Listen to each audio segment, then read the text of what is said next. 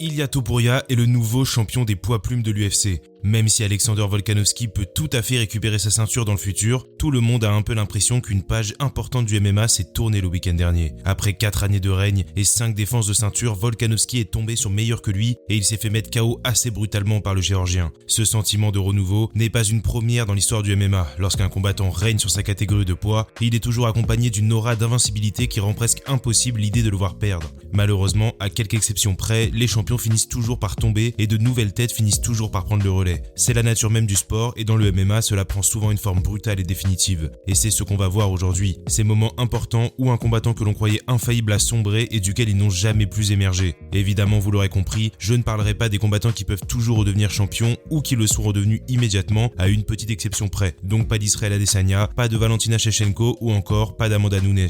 Vous êtes sur la chaîne des Journeymen et voilà 10 défaites qui ont mis fin à une ère mythique. Numéro 10, Cody Garbrandt contre Dominick Cruz. Dominick Cruz a eu un parcours très escarpé, constamment blessé et absent. Il n'était pas une présence constante chez les poids coqs, mais plutôt une ombre planant au-dessus de la division. Il était entendu que le Dominator était le meilleur poids coq du monde, et lorsqu'il a fait son retour en 2016, après n'avoir combattu qu'une seule fois en 5 ans, il a immédiatement battu TJ Dillashaw pour redevenir champion du monde. C'était un moment assez exceptionnel, car il a un peu nullifié tout ce qui avait été fait dans la division en son absence. Finalement, Cruz était bel et bien une jambe au-dessus de tout le monde, et il semblait que personne ne serait en mesure de le battre. Cody Garbrandt était indéniablement bon, mais il était à l'UFC depuis moins de 2 ans et son parcours a été grandement accéléré par le manque de challenger à la ceinture. Même s'il avait montré une grosse force dans les points, il n'était pas très crédible de l'imaginer back Dominick avec si peu d'expérience. Et finalement, c'est peut-être le combattant le moins cérébral de la division qui a déchiffré l'impossible code que représentait le Dominator. Dans une performance qui a marqué les esprits de tous ceux qui ont eu le plaisir de la regarder, Cody a complètement submergé Dominick, a nullifié son style et fait parler sa puissance pour devenir champion par décision unanime. C'était la première défaite de Dominick Cruz depuis près de 10 ans et surtout, ce n'était pas une défaite par KO surprise mais bien une lente destruction du champion. Il semblait qu'une vraie page du sport venait de se tourner, surtout que de nouveaux pépins physiques ont forcé Dominick Cruz à mettre une nouvelle fois sa carrière en pause. Numéro 9, Frankie Edgar contre BJ Penn 2. Il n'y a pas grand monde qui considérait Frankie Edgar comme le champion légitime des poids légers après son premier combat contre BJ Penn. Penn était une force exceptionnelle et leur premier affrontement était extrêmement serré, le genre de combat où chaque round ou presque peut aller dans les deux sens. Pour la masse, le très talentueux BJ Penn avait simplement eu une mauvaise soirée, mais une revanche entre les deux hommes permettrait de remettre les choses en ordre. Et puis, l'UFC 118 est arrivé et ce qui était un affrontement serré s'est transformé en véritable démonstration. Frankie Edgar a montré qu'il était bel et bien le meilleur poids léger de la planète en surclassant ce Prodigy et en reportant chaque round de leur combat. Penn n'avait connu de difficultés que chez les poids welter et il semblait impensable qu'un combattant de moins de 70 kg soit capable de le battre, surtout Frankie Edgar qui n'était pas un poids léger bien imposant. Mais le soir de l'UFC 118, l'image d'invincibilité de l'Hawaïen a éclaté en plein vol et il ne s'en est jamais vraiment remis. C'est une page du MMA qui s'est très lourdement fermée d'ailleurs puisqu'il ne remportera qu'un seul de ses 9 combats suivants. Numéro 8, Quinton Jackson contre Chuck Liddell 2.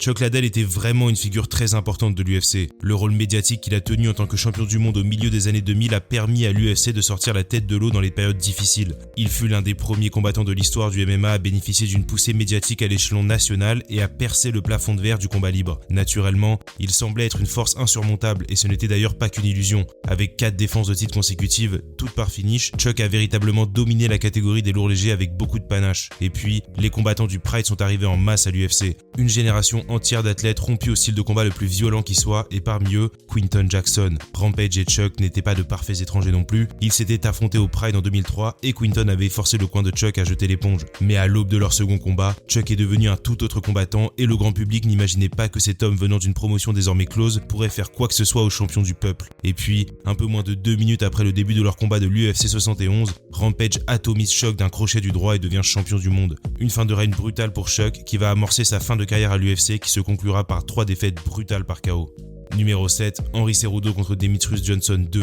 Pendant de longues années, Demetrius Johnson était le visage de la division des poids mouches. Champion inaugural des moins de 57 kg, il a défendu sa ceinture 11 fois, le record de l'UFC dans sa globalité. Avec tout le respect que j'ai pour Mighty Mouse, il faut admettre que son règne était quelque peu redondant. Quel que soit l'adversaire, quel que soit le lieu, vous pouviez être certain que Johnson allait repartir avec la ceinture de champion autour des hanches. Cette redondance a d'ailleurs été la source d'un gros bras de fer entre le champion et la promotion, et à chaque défense de ceinture, une pression supplémentaire était sur ses épaules. En 2018, Henry Cejudo n'était pas exactement la légende légende du MMA qu'il est devenu depuis. Il était certes un artiste martial exceptionnel, mais il avait déjà perdu contre Demetrius 2 ans plus tôt et personne ne pensait que le résultat serait différent cette fois-ci. Mais lors de l'UFC 227, Cejudo est nettement plus compétitif, plus patient et plus malin avec sa lutte. Après 5 rounds extrêmement serrés, il remporte une décision partagée et la ceinture, mettant fin à plus de 6 années d'invincibilité de Johnson. Les conflits entre ces derniers et la promotion étant trop difficiles à résoudre, il est échangé contre Ben Askren au One Championship et le chapitre de sa présence à l'UFC est fermé à jamais.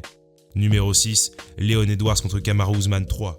Je sais que certains d'entre vous vont me trouver dur, mais je crois pouvoir affirmer que l'ère de Kamaru Usman est officiellement finie, chez les poids welter du moins. The Nigerian Nightmare est un combattant effrayant. Alors qu'il était déjà champion du monde, les fans ont pu être témoins de son évolution constante jusqu'à devenir un combattant extrêmement complet. Son KO sur Jorge Masvidal lors de l'UFC 261 a été un moment fondamental dans son règne, car c'est à cet instant-là que tout le monde a compris que c'était le monde de Kamaru et que nous vivions simplement dedans. 15 victoires consécutives, et il semblait qu'il avait épuisé tous ses challengers après sa seconde victoire contre Colby Covington. Leon Edwards a eu un long chemin jusqu'à un combat de titre, et après avoir perdu la quasi-totalité du main event de l'UFC 278, il a planté Kamaru Usman d'un head kick tonitruant pour remporter la ceinture. Mais à ce moment-là, la majorité des fans considèrent toujours Kamaru Usman comme le meilleur poids welter de la planète. Après tout, il a assez largement dominé le combat et même si la victoire de Leon n'était pas chanceuse, force est de constater que ce coup de pied est un peu sorti de nulle part. De ce fait, Usman était le favori avant la revanche de l'UFC 286 et il était attendu qu'il reparte de Londres avec son titre. Mais dans un combat rondement mené et dans la ferveur de l'O2 Arena, Rocky a conservé sa ceinture par décision majoritaire et a remporté la trilogie contre Kamaru malgré son statut d'outsider. Une victoire très impressionnante contre l'un des combattants les plus accomplis de l'histoire de l'UFC et la fin de l'un des règnes les plus significatifs de l'histoire du sport.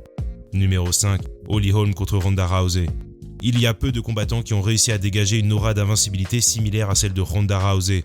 Après tout, elle avait passé moins de 2 minutes 30 cumulées lors de ses 4 dernières défenses de titre avant son combat contre Holly Holm à l'UFC 193. Vous avez bien entendu, c'est une moyenne de 33 secondes par combat. Et même si ce n'était pas contre l'opposition la plus coriace qui soit, 33 secondes de moyenne, c'est absolument délirant. Surtout, Ronda déchaîne les passions. Figure de proue médiatique de l'UFC, elle est sur tous les plateaux, sur tous les tapis rouges et fait partie des combattants les plus populaires de l'histoire du sport tout court. Naturellement, elle est constamment en main event et l'UFC 193 avait déjà écrit l'histoire avant même d'avoir lieu. En effet, avec plus de 56 000 spectateurs présents, la soirée a battu le record de billets vendus pour un événement qui était détenu par l'UFC 129 à Toronto. En plus de ça, plus d'1 100 000 téléspectateurs ont acheté le pay-per-view. Bref, la soirée était massive et surtout, Ronda était l'écrasante favorite, littéralement l'une des cotes les plus faibles de l'histoire de l'UFC. Mais d'un coup de pied d'un seul, Holly Holm a brisé le cœur de millions de fans et l'aura de Ronda avec. Rarement la chute fait aussi brutale pour un combattant que pour Ronda, et cette défaite a mis en lumière ses problèmes psychologiques et son incapacité à se relever d'un revers. Elle combat une dernière fois l'année suivante contre Amanda Nunes et sera mise KO en moins d'1 minute par la brésilienne.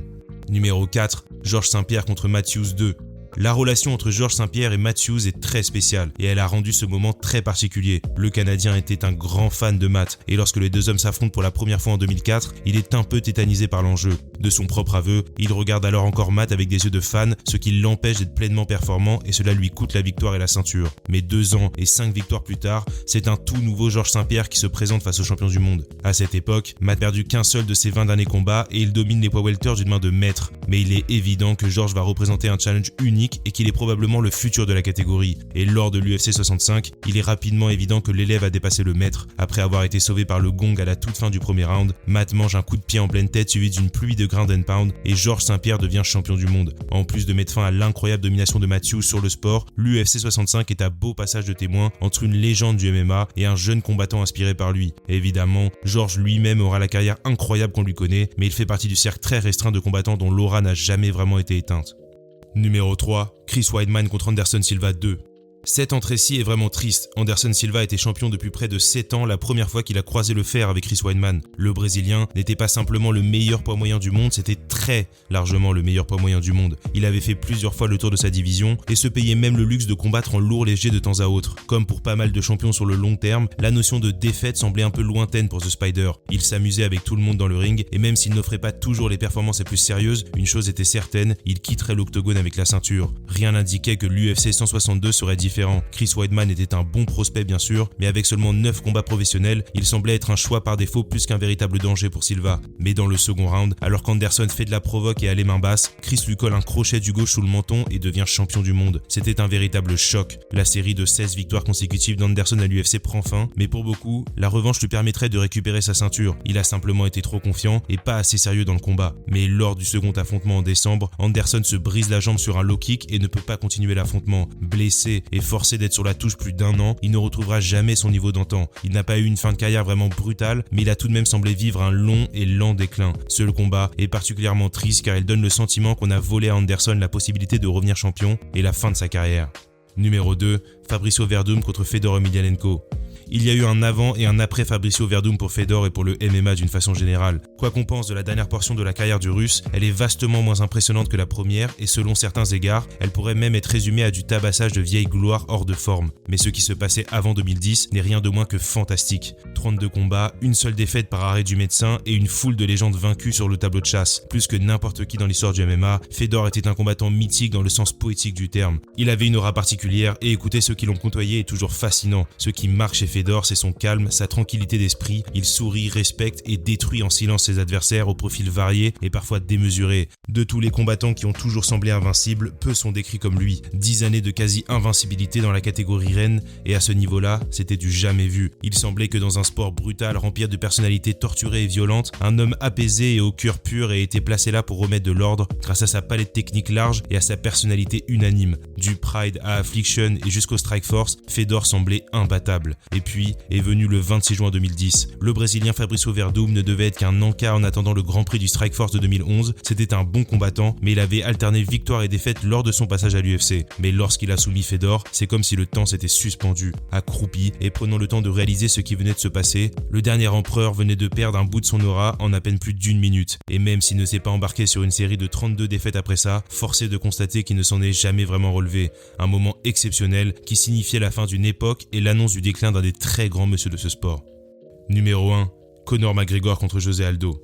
Je sais que j'ai dit que je ne parlerai pas de combattants qui ont récupéré leur ceinture, mais j'ai choisi de faire une exception avec José Aldo à cause de l'impact de son combat contre Conor McGregor sur le sport d'une façon générale. Alors que beaucoup se demandent actuellement si Alexander Volkanovski est le plus grand poids-plume de l'histoire du MMA, il semble que l'héritage de José Aldo soit incroyablement sous-coté de nos jours. Près de 10 ans d'invincibilité, 2 défenses de titre WEC et 7 à l'UFC, José Aldo a battu absolument tous ses contemporains. Et à ceux qui disent qu'il l'a fait contre des adversaires de seconde classe, vous avez tort, il a simplement privé une génération entière de la possibilité d'avoir un nom dans le sport. Surtout, il l'a fait en étant incroyablement jeune. Ce détail est important car elle donnait l'impression que José pouvait continuer comme cela pendant encore longtemps. Et puis, la carrière stable du Brésilien a rencontré la force la plus disruptive de l'histoire du MMA, Conor McGregor. L'ascension de l'Irlandais donnait la sensation d'être un film dont il avait bien ficelé le scénario. Le genre de film où le protagoniste peut faire ce qu'il veut et tout finit toujours par aller dans son sens. Mais après tout, même s'il avait battu Mendez et même s'il parlait fort, José Aldo était une autre paire de manches. Et puis, la suite on la connaît. En 13 secondes seulement, Conor McGregor a éteint l'un des combattants les plus dominants de l'histoire du sport. Une défaite si soudaine pour un homme d'une telle grandeur. Plus que n'importe quel autre combat, c'était un vrai bousculement dans le sport et José a servi de strapontin à l'ascension de l'Irlandais.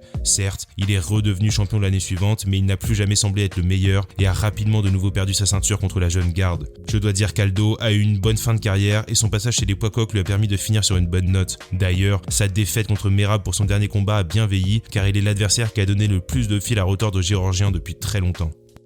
Voilà la vidéo, n'hésitez pas à liker et à vous abonner si ça vous a plu. Dites-moi ce que vous en pensez en commentaire. Il y a d'autres combats que j'aurais pu citer, il y a d'autres combats qui ont mis fin à des ères mythiques.